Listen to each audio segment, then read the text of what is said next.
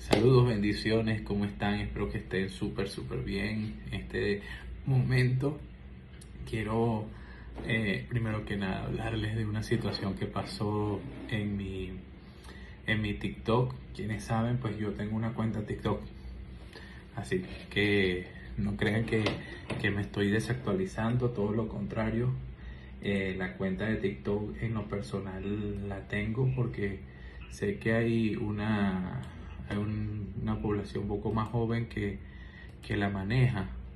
Y bueno, me quedé sorprendido porque por lo general yo siempre subo a mi cuenta algunas de las otras publicaciones que hago en mis otras redes sociales. No es mi fuerte, entiendo que la cuenta de TikTok, en este caso, pues TikTok tengo que estudiarlo un poco más para poderla hacerla crecer. Pero bueno, ahí voy, creciendo poco a poco. Pero publiqué sobre los mormones este video que de una forma u otra, pues lo he publicado también en mi canal de YouTube. También lo publiqué en TikTok, vi que se podía publicar, donde hago mención acerca de la vida de José Smith, de las enseñanzas de los mormones y ciertamente cómo ellos han venido distorsionando la palabra de Dios para darle fundamento a la, a la enseñanza de José Smith, el falso profeta José Smith. Y bueno, eso ha sido pues una mezcla. Vi que me atacaron dos personas, pero veo que eliminaron una de esas personas eliminó sus comentarios. Pero quiero comentarle a un muchacho llamado Octavio. Octavio, que debe darse el crédito de que por fin en este punto pues me tomo el privilegio de contestarle a alguien. Por lo general no lo hago, no hago a quien me ataca por las redes sociales. Más bien dejo siempre las publicaciones por allí para que la gente saque sus propias conclusiones. Pero en esta oportunidad, como sé que tiene mucho fundamento en, en, en lo que es las enseñanzas del libro del Mormón y del profeta o pseudo profeta José Smith, yo me voy a tomar el privilegio de contestarle porque deja mucho a la interpretación. Fíjense lo que él dice. Él dice en el primer comentario, dice cosas que erras, el evangelio no es testamento. Qué bárbaro. Si esto fuera así, tendrías un antiguo evangelio y un nuevo evangelio. O sea, cosas que no tienen nada que ver. Si tú, por ejemplo, te fijas muy bien, en el caso de la palabra evangelio no aparece en el Antiguo Testamento. La palabra evangelio aparece en el Nuevo Testamento y la podemos conseguir en el término griego que es evangelio y significa buenas nuevas de salvación, las mismas palabras que dijo el profeta Isaías en el Antiguo Testamento. Pero ¿qué pasó? Que Jesús le dio más formalidad uniendo este término de evangelio a el término eclesia, que es el órgano, vamos a llamarlo así, que funge dentro de la tierra para llevar el evangelio. Y dice también el testamento es testimonio de testigo. Por supuesto, testamento es un testigo o declaración de testador. Sí, no hay ninguna duda, estamos hablando que es una enorme realidad. Eso sí, tienes razón en cuanto a lo que es el tema del testamento. Pero ¿qué pasa?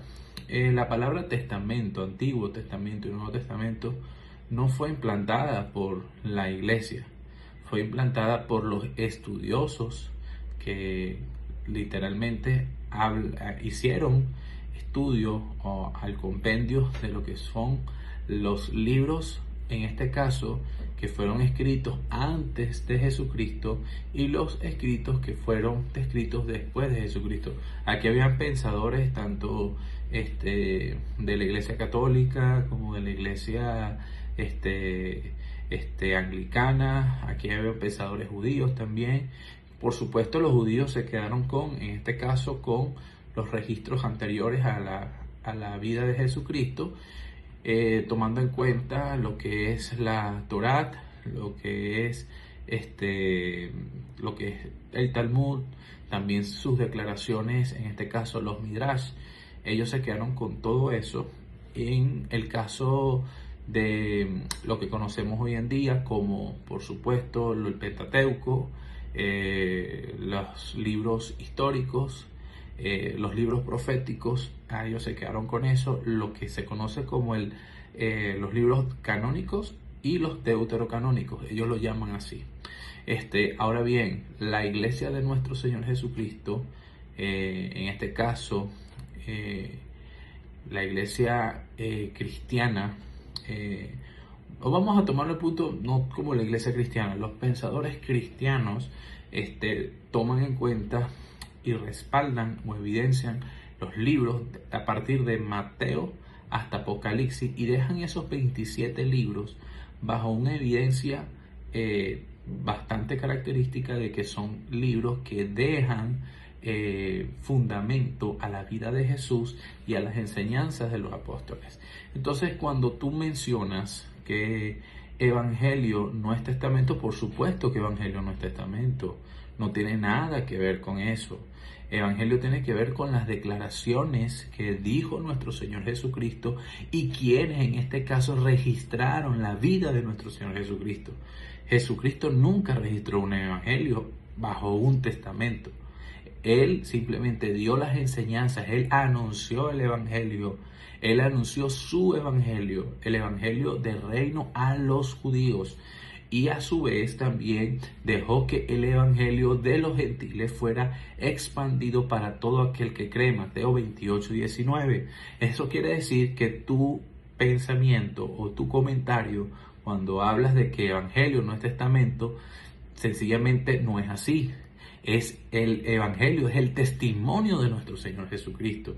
Eso quiere decir que aunque no esté registrado, aunque no haya sido registrado con las palabras exactas o con el puño y letra de nuestro Señor Jesucristo, sus seguidores, sus verdaderos seguidores, sus verdaderos testigos, sí registraron sus enseñanzas. Es por ello que podemos ver que Mateo, Marcos, Lucas, Juan, todos esos hombres siguieron las enseñanzas que inclusive hasta el sol de hoy permanecen presentes, dejando una vida bastante característica de testimonio.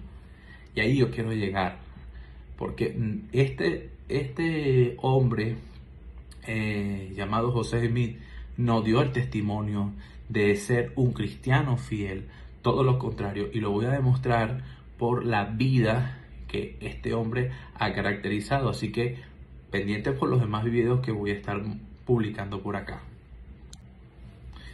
El segundo comentario que voy a hacer es para alguien llamado Besitos UD. Esta persona dice, no sé si es hombre o mujer, no voy a entrar a su perfil, no pierdo tiempo en eso. Dice, ¿se permite la poligamia en algunos estados? Sí, se permite la poligamia en algunos estados, porque cabe destacar que la Iglesia de los Santos de los Últimos Días no son los únicos mormones en el mundo. Es más, la Iglesia la Iglesia de Jesucristo, los Santos de los Últimos Días, disculpen el membrete que a veces me equivoco al mencionarlo, no son los únicos mormones. Es más, ellos son los hermanos separados de los verdaderos mormones. La iglesia mormona fundamental aún permanece firme en 3 estados de Estados Unidos: el estado de Utah, el estado de Nevada, y no recuerdo cuál es el otro estado que pertenecen. Utah, Nevada, a ver, no recuerdo. Sé que están Utah, Nevada, y ahí todavía siguen practicando la poligamia. Eso quiere decir que en este caso los hermanos de la iglesia fundamentalista, que son la iglesia de los santos, de Jesucristo, de los santos de los últimos días, aunque no practiquen la poligamia, no tienen tampoco juicio para los que practican. Al contrario, ellos sí, en su gran mayoría, en sus líderes, están a favor, simplemente que ellos aceptaron la ley de los Estados Unidos, el cual prohibía la poligamia.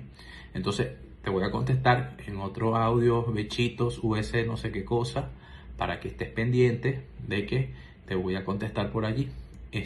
Con respecto a Solomon Spalding, sí, Solomon Spalding era el amigo de uno de los amigos de este hombre llamado José Smith. Es como si yo hubiese escrito un libro y por lo general no lo quise publicar, simplemente lo tenía como una reserva de formación para después publicarlo. Solomon Spalding muere y resulta que dentro de todos esos libros llegó a las manos de este llamado José Smith. Y es por eso que él sí lo hizo, no solo lo publicó, él lo patentó para él, para formar su secta diabólica, que hoy en día parece muy cristiana, muy angelical, pero no, esta iglesia es satánica por completo y voy a mostrarlo, voy a demostrarlo con varias evidencias que no solamente tengo yo, son datos que tú los puedes corroborar en cualquier base que puedes conseguir en la internet. Y tu opinión, créeme que no, en lo personal, no me afecta para nada. Créeme que al contrario, como dicen por allí, datos, no opiniones. Eso tienes que pensarlo bien antes de decir Solomon era un donadie. Probablemente, yo no sé, no soy defensor de Solomon Spalding. Nunca he leído ninguno de sus libros. Bueno, he leído el libro del Mormón. Ese sí lo he leído. Ese sí puedo decir que simplemente es una novela, una ficción de lo que realmente pudo haber escrito una persona. No estoy diciendo que sea un mal editor ni un mal escritor, pero puedo decir que no es un registro bíblico viable.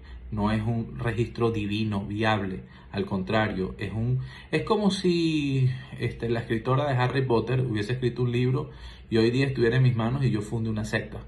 Así, literalmente, así es.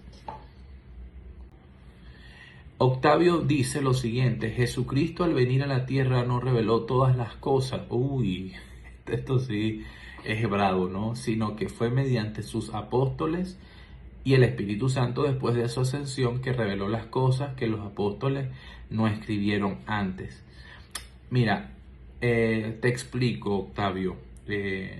Realmente no sé qué función tienes dentro de la iglesia mormona o de la iglesia de Jesucristo de los Santos de los Últimos Días.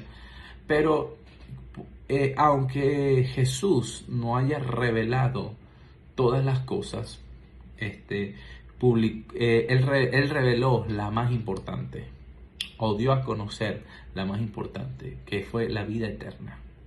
Por eso Juan 3:16 nos lo deja muy claro allí. Vino a este mundo a morir por nosotros, fue entregado por Dios como el camino a la salvación, para que todo aquel que en él cree no se pierda, sino que tenga vida eterna. La más importante que necesita el ser humano, por supuesto, es la salvación. ¿Por qué? Porque si hay algo que deja de entredicho es que en el mundo hay muchas religiones, incluyéndoles. Ustedes tienen dentro de su compendio de formación, durante su compendio de conocimiento, bastantes separaciones. Por supuesto, como todas las iglesias, en este caso de corte protestante, hay muchas divisiones. Pero si hay una realidad, es que todas, absolutamente todas, hablan de algo sumamente necesario o tienen alguna función en la cual dentro de su forma dejan claro es que hablan de la salvación del hombre. La salvación del hombre es sumamente necesaria e importante para nuestro Dios. Porque Dios no quiere que el hombre se pierda, sino que todos procedan al arrepentimiento. Todos, absolutamente todos. Él ha dejado su palabra como el camino para que podamos entender sus principios. Ahora bien, el gran problema es que muchos de los que ustedes creen que son profetas dentro de su organización o dentro de la estructura de cómo se ha llevado a cabo desde la fundación de los mormones hasta el sol de hoy, ustedes dejan como principal referencia a José Smith.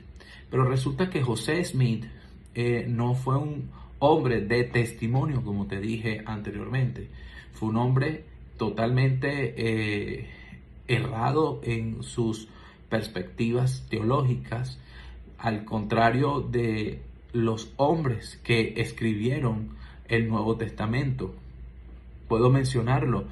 Tú no puedes comparar la vida del apóstol Pablo, por ejemplo, que sí, fue un asesino, fue un perseguidor de la iglesia, pero no lo puedes comparar con José Smith, porque José Smith fue un pecador que se casó con más de 49 mujeres. El apóstol Pablo se arrepintió y vivió una vida digna y fue digno de muerte en el Ocean Way. Tú me dirás, pero es que José Smith también fue mártir de los mormones. Por supuesto, fue mártir, pero también tenía muchos enemigos.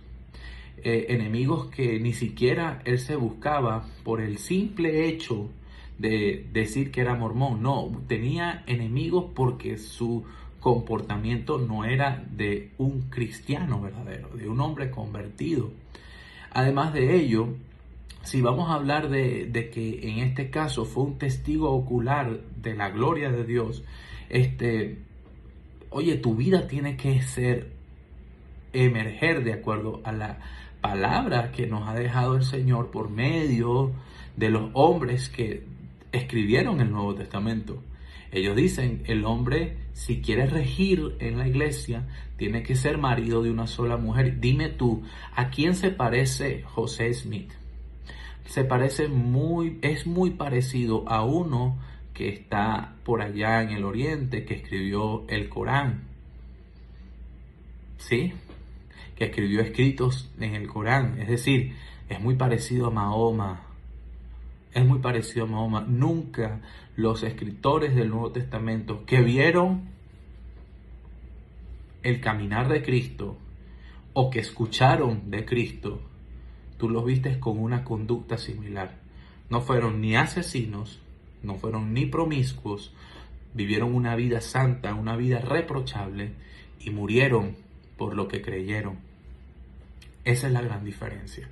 Entonces, si vamos a hablar de que por supuesto Cristo no reveló todas las cosas, pero Él era prácticamente la revelación encarnada de lo que necesitábamos saber para poder salvarnos. Tú dices, otro evangelio no es un recurso bíblico. Eso es un error garrafal, puesto que cuando se escribió Gálatas no había un compendio llamado Biblia, mucho menos Nuevo Testamento. No, por supuesto, no lo había. O sea, descubriste el agua tibia, descubriste el agua fría. Por supuesto, no lo había. Por supuesto. Pero ¿qué hizo? ¿Qué hizo que hombres como Pablo, como Lucas, como Mateo, como, no sé, como Pedro, escribieran estas cosas? Porque sabían que había muchas personas que ya estaban distorsionando la vida y la práctica cristiana, entre ellos los gnósticos. Por eso el apóstol Pablo se encarga de hacer este análisis y darle orden a lo que es el verdadero evangelio. Se encarga de darle sentido a la doctrina de lo que él ha venido aprendiendo, de lo que el mismo Señor Jesucristo le enseñó. Por supuesto, nunca se levantó en contra de la fe judaica, más bien al contrario, le vino a dar sentido a las enseñanzas del Señor Jesucristo, al punto que tuvo que decirle al mismo Pedro, en el mismo libro de Gálatas, cuidado, que te han fascinado, le dijo a Bernabé, y también tuvo que pararse allí, eso fue en el concilio de Jerusalén. No es hasta que prácticamente el hermano de nuestro Señor Jesucristo, Jacobo, muy conocido también como las rodillas de camello, fue cuando le vino a dar orden y vino a colocar enseñanzas que hacían como una especie de equilibrio entre la fe judía y la fe cristiana. Ahora, jamás tú vas a ver un judío, jamás, con los pensamientos que ustedes tienen. Al contrario, son personas que en este caso están en contra de lo que ustedes enseñan. Pero en este caso, los que creemos en Cristo Jesús, tampoco estamos de acuerdo con lo que ustedes enseñan. Entonces, cuando tú dices que es un recurso bíblico, por supuesto, la Biblia es un libro, un compendio de libros. Por eso la palabra biblos, biblioteca, es un compendio de libros. Esos libros están prácticamente resguardados bajo una alta y una baja crítica, y es por eso que hoy en día la gran mayoría de las iglesias cristianas aceptan como una verdad. Ya por ahí que existan libros deuterocanónicos como los Macabeos, como los, no sé, algunos libros que están en el periodo intertestamentario, ya eso es otra cosa. Yo en lo personal no ataco, más bien aprendo mucho de esos libros, pero creo firmemente que ya las enseñanzas que nos enmarcaron los apóstoles son el recurso necesario, con la fe necesaria para alcanzar la salvación del hombre. Es decir, que no se necesita, escúchese muy bien, según lo que describe el apóstol Juan, otra profecía que ustedes inventaron por medio de un libro que ni siquiera escribió su pseudo profeta. Cuando dices otro error, aún nosotros, se refiere a los maestros y apóstoles de carne y hueso, como tú y yo. También los hombres pueden enseñar un evangelio diferente y sigue siendo maldito. Por supuesto. Si tú logras analizar mis estudios bíblicos de Isaías, que los puedes ver en YouTube, yo también hago mención a quienes enseñan de forma diferente y que prácticamente están haciendo que el evangelio no tenga la misma esencia de la verdad. O sea, ahí te doy completamente toda la razón, Octavio, chévere, porque yo mismo a las personas que predican de forma diferente, apartado de la verdad, yo mismo hago advertencia y no hago ataque porque no tiene sentido hacer ataque. Es más, ni siquiera te estoy atacando a ti. Pero sí hago advertencia porque sí hay un espíritu de error en el mundo que de una u otra forma está haciendo ver que se está disociando la verdad, se está diluyendo la verdad del evangelio. Y la verdad del evangelio no es el evangelio de José Smith, el verdad del evangelio de nuestro Señor Jesucristo, que se ve manifestado en la palabra de Dios. Amén. Tú dices, tomar café no es pecado, pero destruir tu cuerpo sí lo es. La poligamia no es pecado. Si fuera así, tienes a Abraham, padre de la fe, por pecador. Ahí caíste con los kilos, Octavio. Tengo que decirte, ahí cometiste el peor error, que fue, mira, el café, por supuesto, es un alimento, en este caso, vamos a decirlo, una bebida que produce insomnio, hace daño. Hay beneficios, como hay muchos casos que pueden afectar la salud. Por supuesto que sí. Y todo exceso es malo. Comer arroz en lo personal para mí es fatal. Para mí es fatal. Yo no debo comer mucho arroz. ¿Por qué? Porque me hace daño. Me hace daño el gluten, me hace daño el almidón, me infla. Eso quiere decir que si vamos a hablar de alimentos, cualquier alimento te puede hacer daño. Hay gente que la leche le hace daño, hay gente que el azúcar, que es un veneno prácticamente, hace daño. El azúcar es dañino bajo todos los aspectos. Si vamos a hablar de daño, el azúcar hace más daño que cualquier otra cosa. Pero no voy a hablar de los alimentos, porque la Biblia nos demuestra por medio de nuestro Señor Jesucristo que lo que contamina al hombre no es lo que entra por la boca, sino lo que sale de él. Fíjate, tú dices que la poligamia no es pecado. ¡Wow! Esto me sorprendió, Octavio.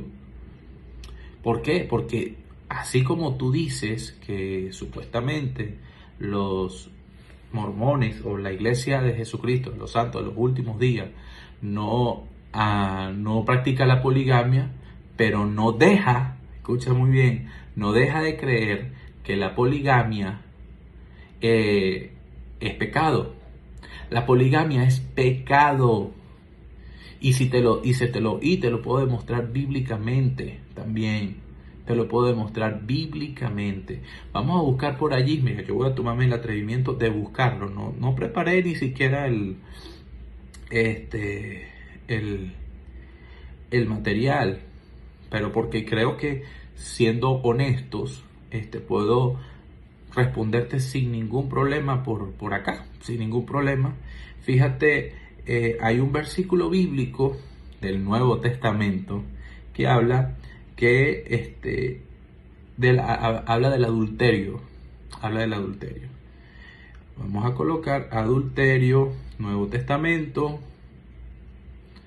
y podemos darnos cuenta que existen más de 112 versículos de la Biblia que hablan sobre el adulterio.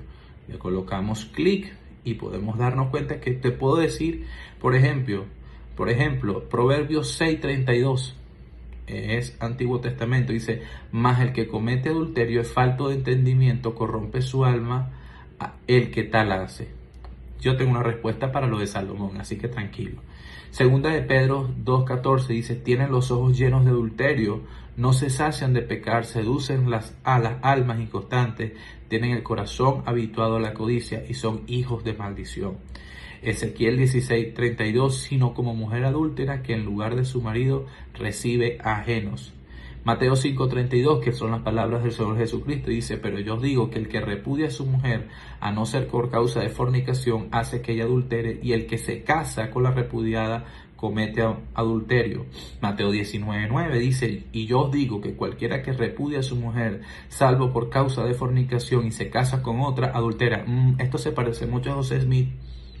Mateo 19:9, mira: yo os digo que cualquiera que repudia a su mujer, salvo por causa de fornicación, y se casa con otras 48, adultera, y el que se casa con la repudiada, adultera. Romanos 13:9 dice: ¿por qué? No adulterarás, no matarás, no hurtarás, no dirás falso testimonio, no codiciarás, y cualquier otro mandamiento. En esta sentencia se resume: amarás a tu prójimo como a ti mismo. Pero dejemos la base principal de lo que es el matrimonio, porque fue el mismo Señor Jesucristo quien instituyó el matrimonio y dijo: por tanto, dejará el hombre a su padre y a su madre, y se unirá a su mujer, una mujer, y serán una sola carne. ¿Qué quiere decir? Que José Smith fue carne con 49 mujeres. Eso no lo hace una persona desde el punto de vista bíblico, bajo las enseñanzas de la fe judía o de la fe cristiana, con la enseñanza que él implantó. Pero es que fue un hombre que hizo milagros. Eso no es lo que deja que sea un hombre de carácter. Él fue un adúltero. Y el adulterio fue algo que terminó prácticamente sentenciando la vida de José Smith. Muy parecido a la vida de estos profetas quizás más contemporáneos en el Corea, donde también prácticamente tenían una vida de adúltera y buscaban a muchachas jóvenes para tener relaciones sexuales con ellas. Entonces, amigo Octavio, decir que la poligamia no es pecado, o sea, es tremendo, es tremendo. Cuando me hablas de Abraham, Abraham venía de una cultura, escúchalo muy bien, venía de una cultura pagana. Él venía de una ciudad llamada Ur de los Caldeos. Y en Ur de los Caldeos prácticamente se hacían cosas que no estaban bien. Ahora bien, Dios escoge un pecador para hacer de ese pecador una nación grande. Pero obviamente las consecuencias que hubo de ese pecado cuando él se unió a Agar es el resultado de lo que hoy conocemos como la nación de los ismaelitas, y hasta el sol de hoy es una nación que le ha hecho las naciones ismaelitas alrededor de Israel. No voy a entrar en detalle de ello. Prácticamente son las que le han venido haciendo la vida imposible al pueblo de Israel, a los judíos. Entonces, ese resultado del pecado trajo consecuencias. Ese pecado del adulterio de Abraham trajo consecuencias. Si Abraham hubiese tomado la decisión de no tomar a la esclava que era Agar, y él hubiese hecho caso a la promesa que él tenía, que iba a recibir un hijo, no, la historia fuera completamente diferente, la historia fuera otra. Ahora bien, él decidió tener a Agar, y pues sabemos el resultado. Igual Jacob, tú me dirás, Jacob venía con el mismo pensamiento de su papá, pero en este caso Isaac no, me explico, Isaac prefirió estar con su esposa. Él fue ejemplo de una vida de tener una sola esposa. Jacob tuvo prácticamente dos más las dos esclavas, y bueno, hay un desastre por completo también. ¿Qué trajo como resultado esto? La pelea y la disputa entre hermanos. Cosa que también pasó con David. Porque hay un versículo que yo te voy a hablar prácticamente. Cuando el rey, ya te voy a buscar en Deuteronomio. Rey adúltero.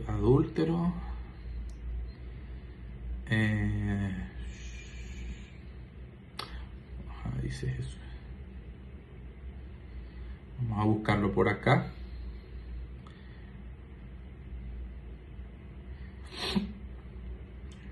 Ok. Bueno. Precisamente el versículo es este, Deuteronomio 17:14. Cuando entres en la tierra que el Señor tu Dios te da y la poseas y habites en ella, y digas, pondré un rey sobre mí como todas las naciones que me rodean. Versículo 15, ciertamente pondrás sobre ti al rey que el Señor tu Dios escoja. Que fue lo que pasó en tiempos de Samuel, que prácticamente, o sea, muchos años después, prácticamente el pueblo de Israel quería rey y terminaron escogiendo a Samuel, por supuesto bajo un mandato de Dios, y después terminaron escogiendo a David. A uno de entre tus hermanos pondrás por rey sobre ti. Es decir, tenía que ser del mismo linaje del pueblo de Israel. No pondrás sobre ti a un extranjero, que no sea hermano tuyo. Versículo 16. Además, el rey no tendrá muchos caballos, ni hará que el pueblo vuelva a Egipto para tener muchos caballos, pues el Señor te ha dicho, jamás volveréis por ese camino. Versículo 17 dice, tampoco tendrá muchas mujeres, no sea que su corazón se desvíe, tampoco tendrá grandes cantidades de plata u oro. ¿Eso qué quiere decir? Que ya el Señor, nuestro Dios, había anticipado lo que iba a pasar con el pueblo de Israel. Prácticamente le había demostrado al pueblo de Israel que si escogían rey, actualmente no se permite la poligamia ni en la iglesia ni en los Estados Unidos. Ay, por supuesto, es ley. O sea, no descubriste el agua fría, hermano.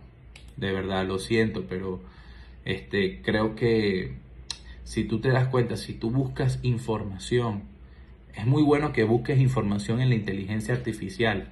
Como te decía, la iglesia mormona ha tenido diferentes separaciones, entre ellas, entre los fundamentalistas y actualmente creo que es la iglesia en la que tú representas, la iglesia de Jesucristo de los Santos de los Últimos Días, que es la misma iglesia mormona, porque las dos iglesias están muy influenciadas direccionalmente con José Smith. Entonces podemos decir claramente que sí, tienes los fundamentos prácticamente de José Smith. Fíjate, ¿hasta qué año permitieron la poligamia en los Estados Unidos? ¿Por qué? Lo tuvieron que permitir porque no aguantaron la locura que los mormones hacían, no aguantaron y tuvieron que establecer normas y leyes desde el punto de vista de una sociedad que cree en la monogamia. La poligamia fue practicada públicamente por familias mormonas en Estados Unidos hasta el año 1980 y fue practicada desde 1852. Eso quiere decir que fueron más de 40 años que esta gente practicó la poligamia. Prácticamente en 1980 el entonces presidente de la Iglesia de Jesucristo de los Santos de los Últimos Días se llama Wilford Woodruff, no sé cómo se pronuncia, discúlpenme, ahí sí puedes criticarme todo lo que quieras, emitió una declaración conocida como la Declaración Woodruff, que puso fin a la práctica de la poligamia dentro de la iglesia. Pero ¿qué pasó allí? Que se separaron porque ahora los hermanos de fundamentalistas, ellos sí siguieron con sus prácticas normales hasta el día de hoy. Hasta el día de hoy, e inclusive, yo te lo voy a buscar esta información que está en internet, o sea, ni siquiera, o sea, no fue que yo la busqué, hice un estudio, no, todo lo contrario. Esto es información que tú puedes buscar en la inteligencia artificial y te la va a arrojar. No hay algo oculto dentro de este punto. Lo puedes conseguir. Fíjate, por ejemplo, aunque la iglesia de Jesucristo, los santos de los últimos días, la que ustedes representan, que es la iglesia mormona principal, pero yo creo que los principales son los fundamentalistas, dejó de practicar la poligamia en 1890 y excomulga a los miembros que la practican. Existen grupos disidentes que siguen manteniendo esta práctica. Estos grupos se conocen como mormones fundamentalistas, lo que te decía. Los mormones fundamentalistas no forman parte de la iglesia oficial y se han separado a ella debido a su desacuerdo con el fin de la poligamia. Viven en comunidades en varios estados de los Estados Unidos, como Utah, Arizona y Nevada, y continúan practicando el matrimonio plural.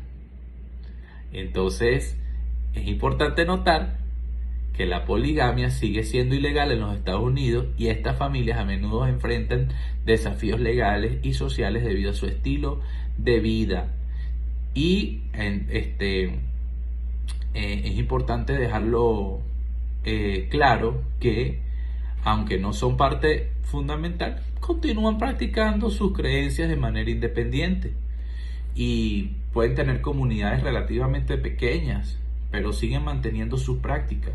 Entonces, el hecho de que ustedes actualmente, bajo esa declaración de Woodruff, no la practiquen ni excomulguen a quienes la practican, ustedes creen que es válido que la practiquen. ¿Y sabe por qué? Muchos de los fundamentalistas o los separatistas consideran algo que está mal, que en este caso ustedes lo separen, porque al fin y al cabo el mismo Woodruff, ya lo voy a poner, esa información la tengo por acá, Woodruff, ya te voy a mostrar por aquí, fíjese, Will mismo Woodruff, quien emitió ese comunicado en 1890, ese mismo hombre tuvo varias esposas a lo largo de su vida. Y aquí tienen sus nombres de las esposas. El mismo Wilford Woodruff tuvo a Phoebe Whitmore Carter, a Marianne Jackson como esposa, Sarah Eleanor Brown, Mary Caroline Barton, Mary Mix Giles, Clarissa Henrietta Hardy, Emma Smith, Sarah Brown, Sarah Delight Stocking, Eudora John Durford. Este hombre tuvo más de 30 esposas. Entonces, obviamente, para los que practican el mormonismo o son parte de la iglesia mormona de los santos de los últimos días, dice, oye, ya va, quien emitió este comunicado o quien emitió esta declaración Woodruff, ese mismo hombre tenía un montón de esposas. ¿Y quién es él para decirme a mí que yo no puedo tener más de una esposa? Ahí está el resultado de su adulterio. No se sacian, no se sacian, no se cansan de pecar. Eso es lo que está pasando con la iglesia mormona en realidad. No se están cansando de pecar. Entonces, este comunicado, o mejor dicho, esta publicación, Octavio, va para ti porque, bueno, espero un debate contigo y espero que me puedas refutar todo esto que me estás colocando. Yo en lo personal no pierdo tiempo con este tipo de cosas. Por mí que me hagan lo que sea. Pero bueno, mira cómo te tomaste